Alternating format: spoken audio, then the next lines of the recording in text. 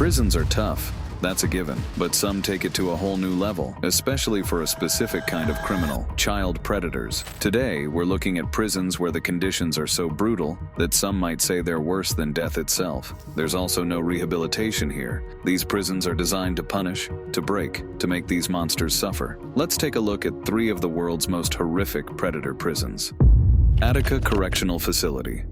Attica Correctional Facility is one of those places that has a reputation far beyond the walls that contain it. Located in upstate New York, it's a maximum security prison that's become infamous not just for the brutal riot that took place there in 1971, but for the harsh conditions that inmates endure every day. And when you consider the kind of people who are sent there, like Roy Harriger, you start to understand why Attica is often described as a place that's worse than death. Pastor Roy Harriger was a man who once held a position of trust and respect. He was a pastor in a small community in upstate New York, and people looked up to him. But then, in 2014, it all came crashing down when he was convicted of sexually abusing his own grandchildren. The case shocked everyone because, he was supposed to be a man of God. But instead of guiding and protecting, he was doing the exact opposite. He ended up getting 15 years in prison for his crimes, and Attica was where he was sent. So, let's talk about what life was like for someone like Harriger in Attica. First off, as expected, the conditions in this prison are tough, even by maximum security standards.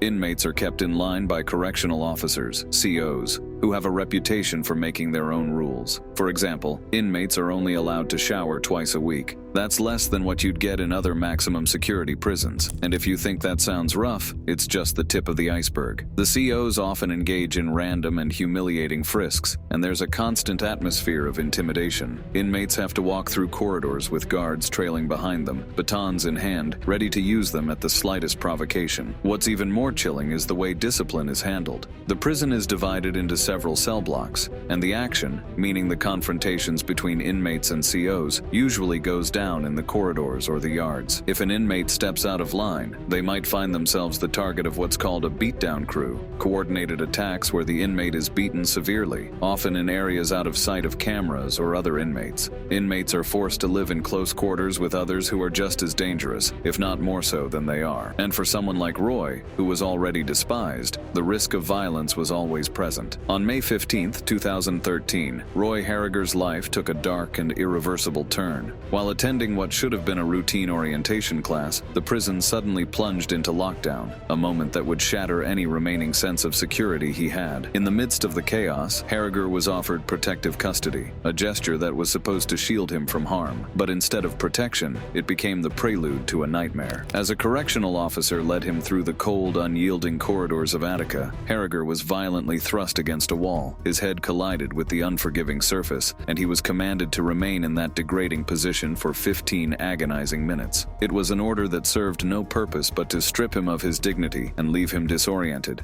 a twisted display of power. But the torment didn't end there. As Harriger was being taken back to his cell, the brutality escalated. He was struck twice in the back of the neck, the blows so vicious that they sent him crashing to the ground, unconscious. When he awoke, the damage was done. His body betrayed him with right-side paralysis. His face drooped, and his speech was slurred beyond recognition. The attack had left him confined to a wheelchair. From that day forward, Harriger's existence in Attica became even more harrowing. He was a man crippled by violence, vulnerable in a place where vulnerability is a death sentence. The constant threat of further attacks, the physical limitations that now defined him, and the overwhelming knowledge that he was despised by everyone around him turned his life into a ceaseless nightmare. Harriger fought back in the only way he could, through the courts. He sued the prison and was awarded $2 million in compensation. Yet life in Attica for a man like Harriger remained anything but merciful. Butika Prison.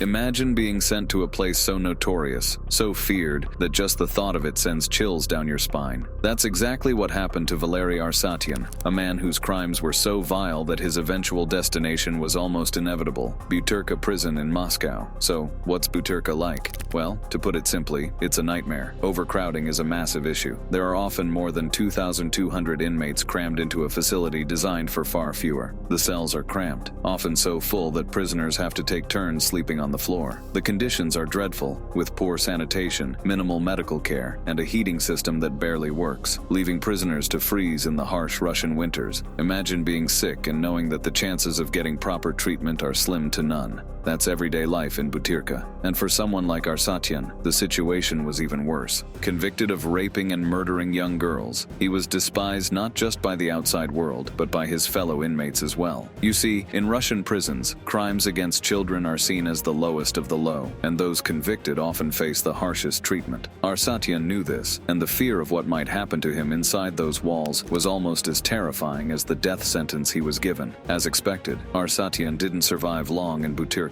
He was executed by firing squad in 1996, his time in the prison marked by isolation, fear, and the relentless harshness of a place that seemed almost designed to punish him before his official sentence was carried out. Black Dolphin Prison.